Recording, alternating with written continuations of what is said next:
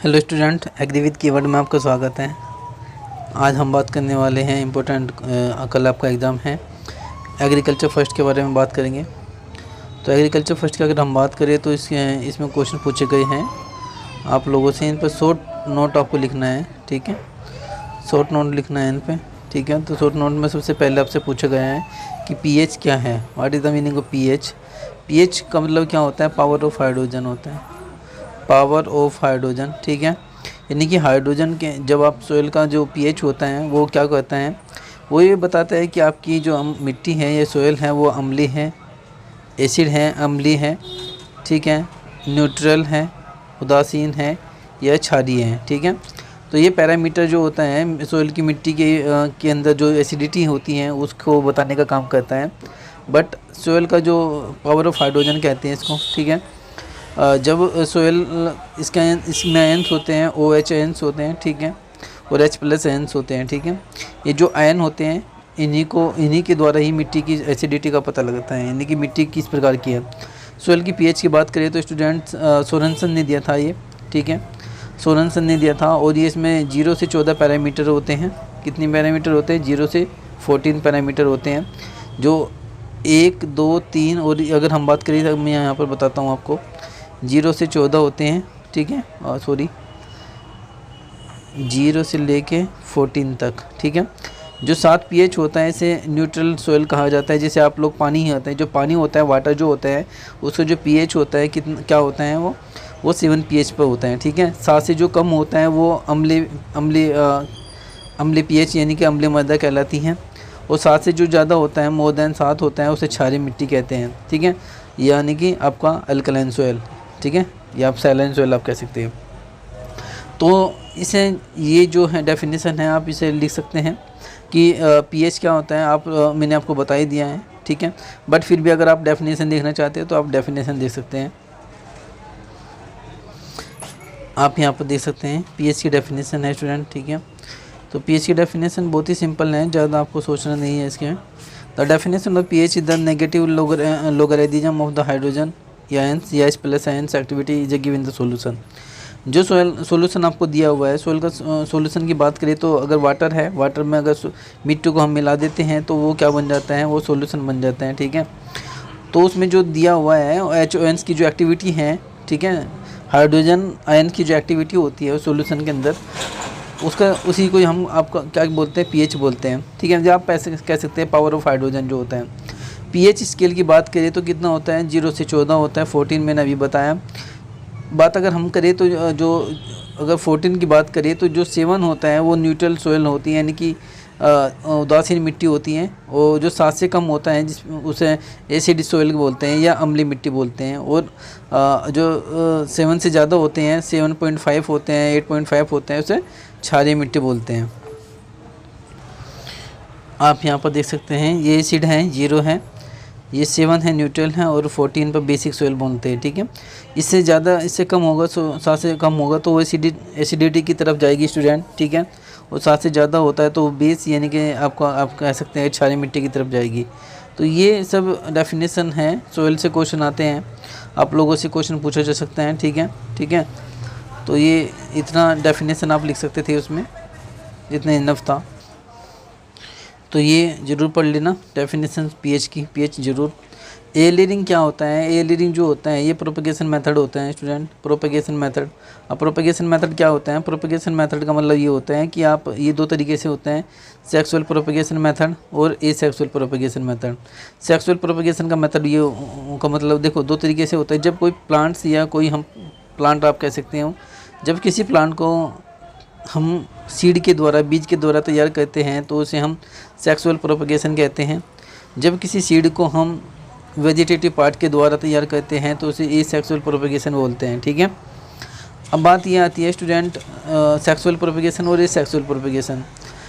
अब ये अब जो एयरलेयरिंग है ये किस में आएगा? एसेक्सुअल प्रोपगेशन में आएगा, अलैंगिक प्रजनन में आएगा। अलैंगिक प्रजनन में हम क्या करते हैं, प्लांट के किसी हिस्से से हम पौधा तैयार करते हैं। एयरलेयरिंग की बात करें तो ये मैंगो में होता है, मैंगो में, ठीक है। एयरलेयरिंग जो होता है मैंगो में होती है, ठीक है। लीची में भी एयरलेयरिंग होती है, लीची, ठीक है। अब देखो ये एक प्लांट्स को प्रोड्यूस करने का तरीका होता है, एक मेथड्स होता है, ठीक है।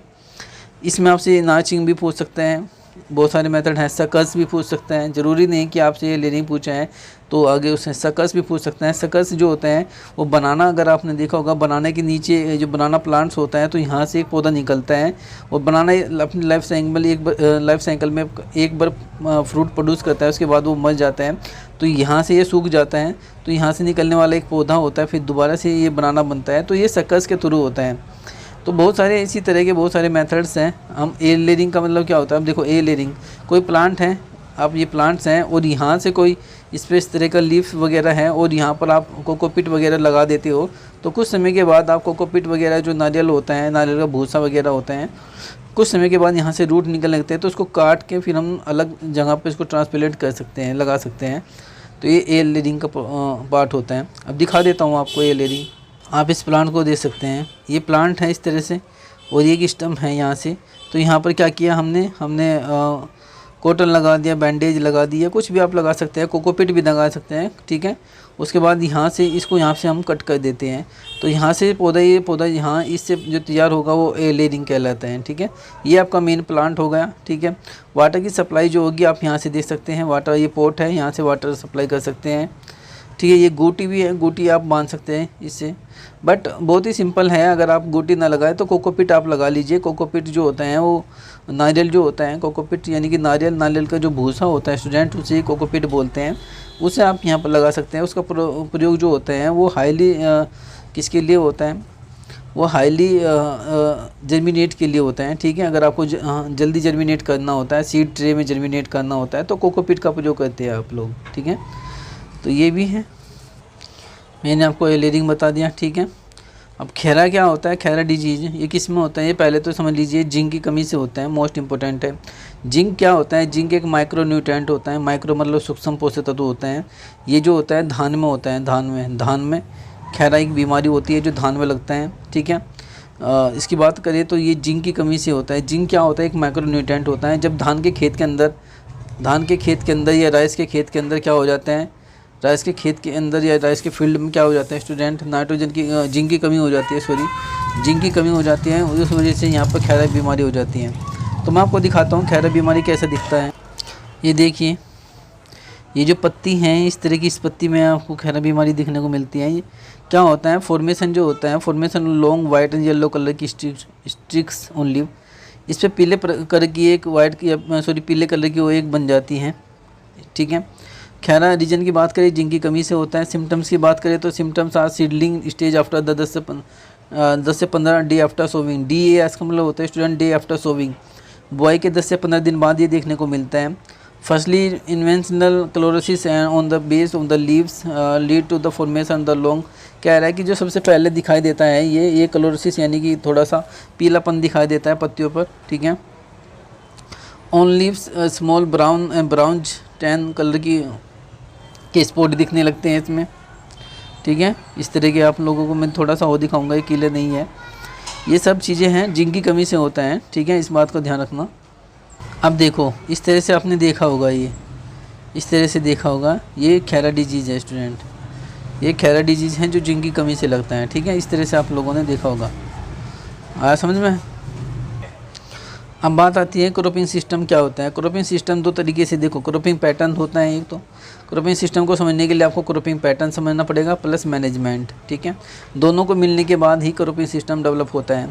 क्रॉपिंग पैटर्न का मतलब क्या होता है स्टूडेंट, क्रॉपिंग पैटर्न का मतलब ये होता है कि आप मान लीजिए आप उत्तर प्रदेश के ज़िला मुजफ्फरनगर में रहते हैं, ठीक है, और यहाँ पर जो क्रॉपिंग पैटर्न है वो क्या है, धान शुगर कैन है, ओके, गन्ना है, शुगर कैन है, वीट है, राइस है, तो इस तरह का है। यानी कि हमारे क्रॉपिंग पैटर्न की बात करें तो हमारा जो क्रॉपिंग पैटर्न है यानी कि जो फसलें हम ग्रो कर रहे हैं क्रम में, उसी को हम क्या बोलते हैं, क्रॉपिंग पैटर्न बोलते हैं। क्रॉपिंग पैटर्न प्लस मैनेजमेंट, यानी कि जो फसलें आप ग्रो कर रहे हैं उसके क्रम को प्लस उसको मैनेज करना, कि जो फसलें आप ग्रो कर रहे हैं उसके मैनेजमेंट को करना ही क्या कहला, दोनों को कंबाइन करना, यानी कि आपका जो पैटर्न है उस पैटर्न को मैनेजमेंट करना ही क्रॉपिंग सिस्टम कहलाता है। फिर भी मैं आपको दिखा देता हूँ इसकी डेफिनेशन। ये तीनों शब्द समझिए student, cropping pattern, cropping system, ठीक है।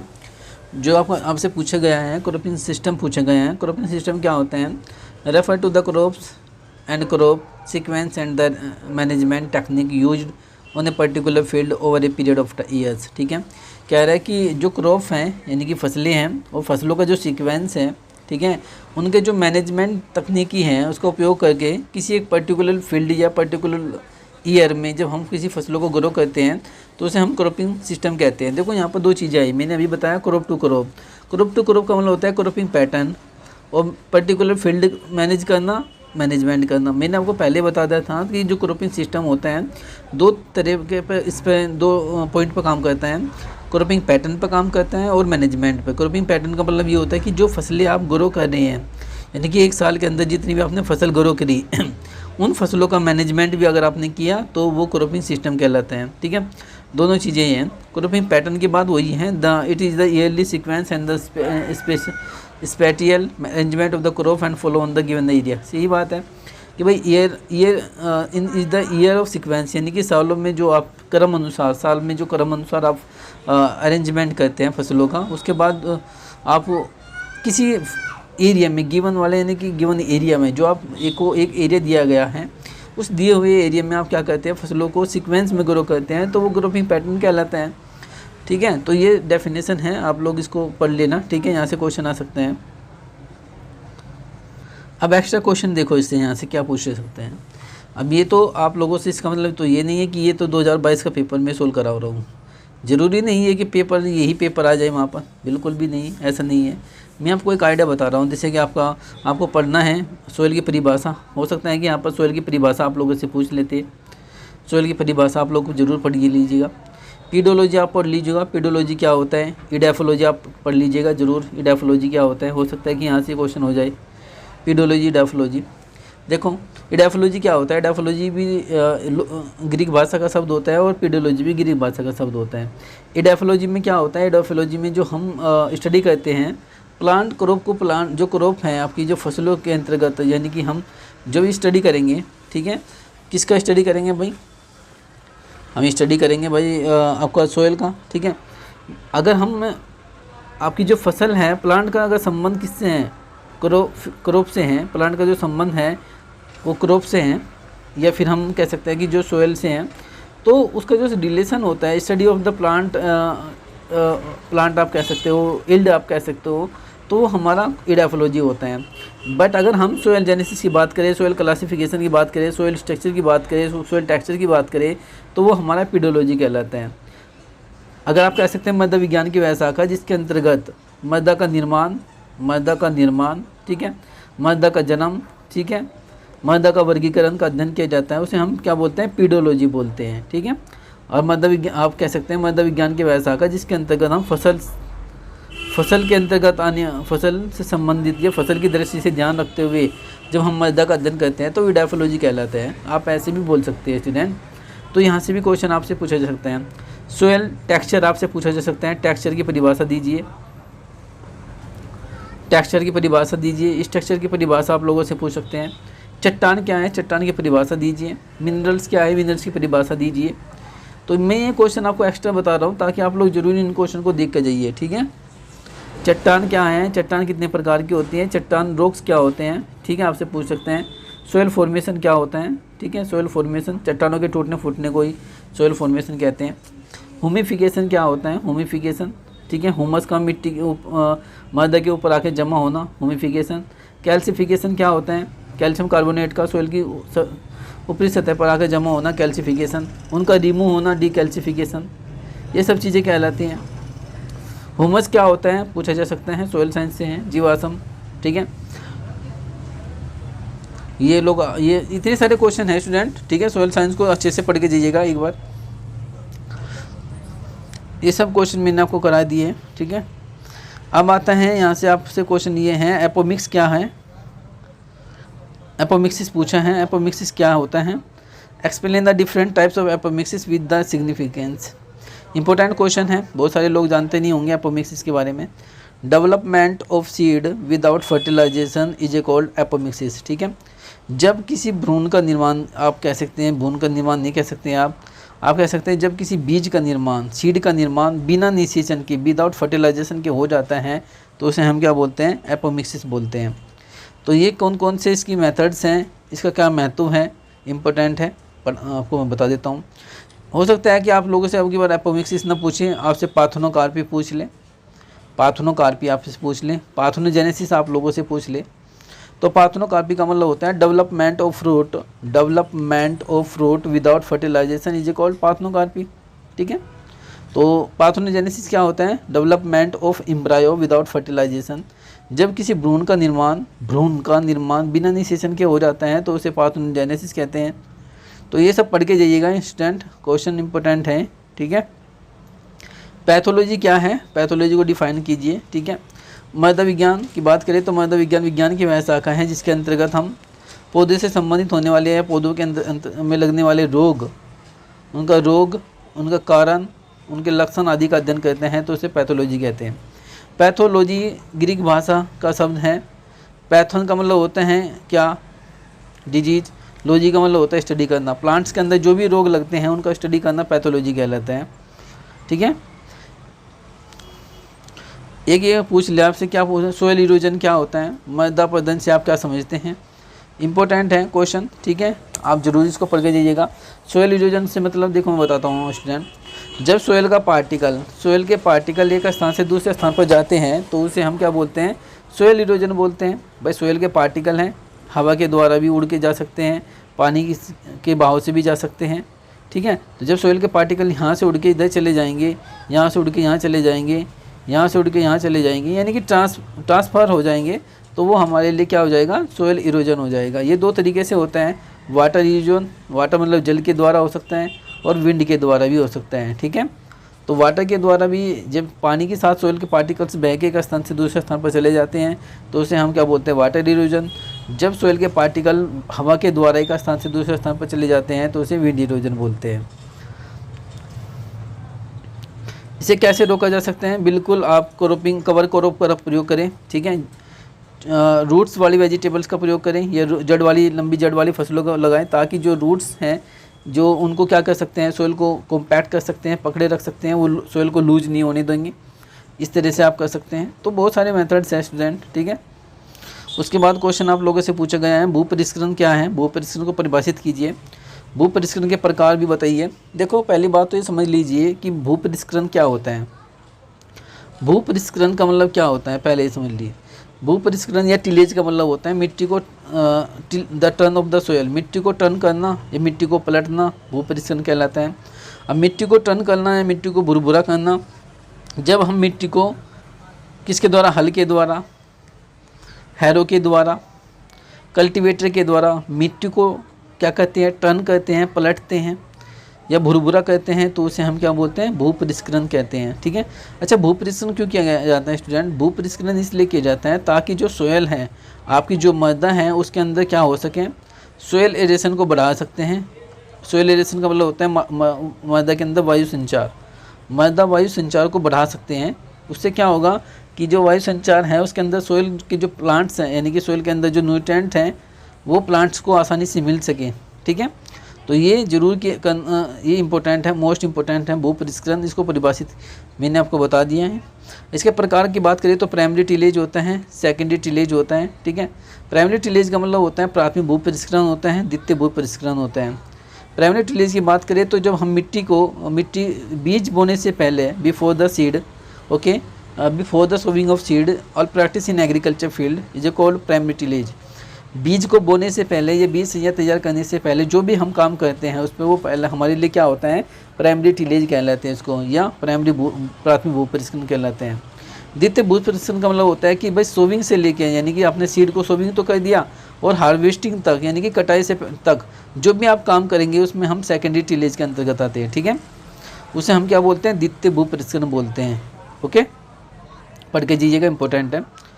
प्राइमरी टिलेज की अगर मैं बात करूँ तो प्राइमरी टिलेज को अगर मैं बात करूँ स्टूडेंट, जैसे आपका हल है, हल का नाम आपने सुना होगा, प्लो मतलब हल, वेस्टर्न हल, ठीक है। जितने भी हल होते हैं प्राइमरी टिलेज होते हैं। हैरो है सेकेंडरी टिलेज के अंतर्गत आती हैं।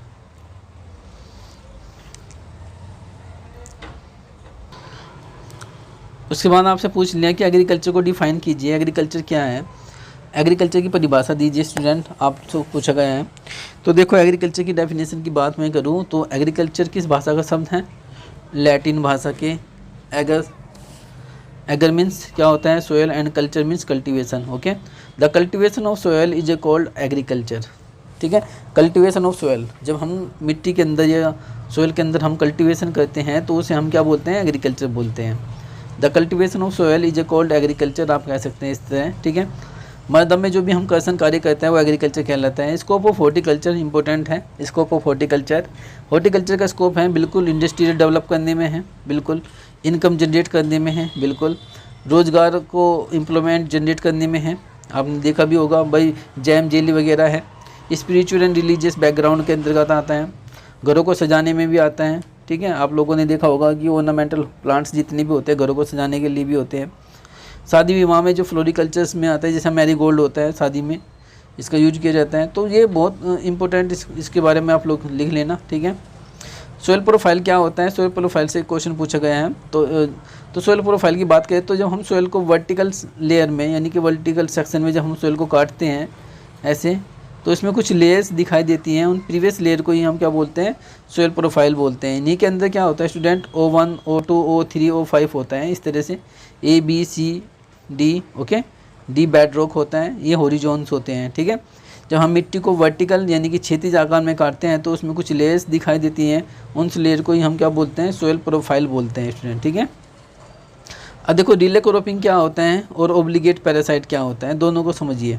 ठीक है, रिले क्रॉपिंग से क्वेश्चन आ सकता है, इंटर क्रॉपिंग से पूछ सकते हैं, मिक्सड क्रॉपिंग से आपसे पूछा जा सकता है। ठीक है, इंटर क्रॉपिंग, मिक्सड क्रॉपिंग, ठीक है, यहाँ से क्वेश्चन आ सकते हैं आप लोगों से। हम देखो रिले क्रॉपिंग क्या होती है, बहु फसल के लिए एक विधि है जिसमें एक फसल को दूसरी फसल की कटाई से काफ़ी पहले खड़ी दूसरी फसल में बो दिए जाते हैं, तो इसे रिले क्रॉपिंग कहते हैं। देखो सिंपल सी बात है, अगर मैं आपको समझाने की कोशिश करूँ तो रिले क्रॉपिंग का मतलब क्या होता है, रिले का मतलब क्या होता है, रेस। क्या होता है, रेस। रिले का मतलब स्टूडेंट क्या होता है, रेस होता है।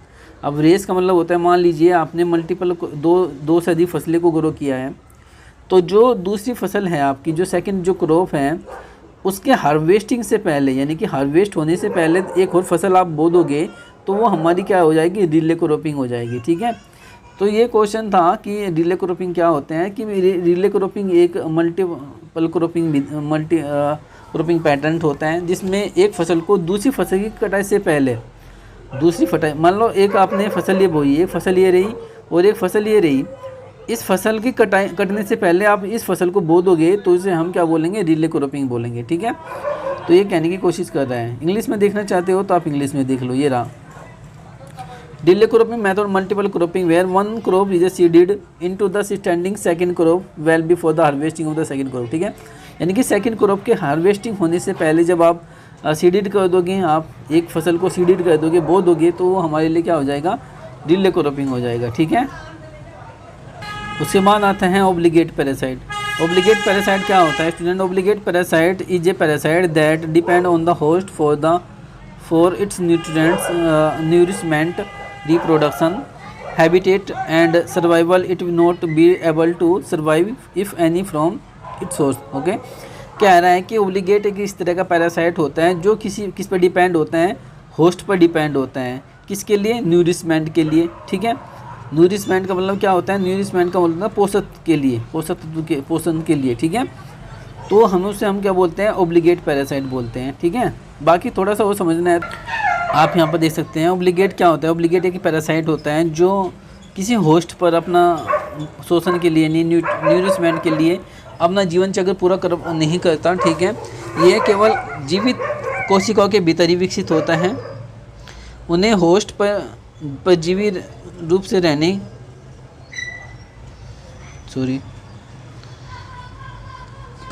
रहना चाहिए। तो ये मेरा कहने का मतलब है, मैं आपको इसकी डेफिनेशन बताता हूँ। ओब्लिगेट पैरासाइट, ओब्लिगेट पैरासाइट क्या होता है, ओब्लिगेट पैरासाइट इस तरह का एक पैरासाइट होता है जो डिपेंड होता है होस्ट पर। होस्ट कौन होते हैं, पहले मान लीजिए खरगोश हैं, खरगोश हैं, प्लांट को खाता है, तो प्लांट डिपेंड कौन है, खरगोश हैं, किस पर डिपेंड है, इस प्लांट्स पे। तो ये क्या हो गया, होस्ट हो गया, ठीक है, ये क्या हो गया, होस्ट हो गया ना भाई। और ये खरगोश क्या हो गया, पैरासाइट हो गया। तो यानी कि अगर हम बात करें तो पैरासाइट क्या होता है, पैरासाइट एक प्रकार का एक परजीवी होता है, ये जीव होता है जो डिपेंड होता है, किस पे डिपेंड होता है, किस पे डिपेंड होता है, होस्ट पर डिपेंड होता है, ठीक है, किसके लिए, खाने के लिए। लेकिन वो अपना पूरा लाइफ साइकिल जो होता है, जीवन चक्र करने, लाइफ साइकिल को कंप्लीट नहीं कर पाता, ठीक है। तो उसे हम कह सकते हैं, बहुत सारे के फैकुलेटिव पैरासाइट भी होते हैं, इनको पढ़ लेना थोड़ा सा, ठीक है। अब ये क्वेश्चन है आपसे, भारतीय कृषि में सस्य विज्ञान की भूमिका बताइए। ये एग्रोनॉमी का क्वेश्चन है। एग्रोनॉमी मतलब एग्रोनॉमी क्या है, एग्रोनॉमी की परिभाषा आपको बतानी है। एग्रीकल्चर में इसके क्या क्या इंपॉर्टेंस है, मैंने आपको बताया था, फूड के लिए है, फाइबर्स के लिए है, ठीक है, मोस्ट इंपॉर्टेंट है, उसके लिए इंपॉर्टेंस आपको बताना था, ठीक है। अगर किसी ने वो मेरा वीडियो नहीं देखा एग्रोनॉमी वाला, वो तो ज़रूर देखे, तो वहाँ पर आपको ये क्वेश्चन मिल जाएगा।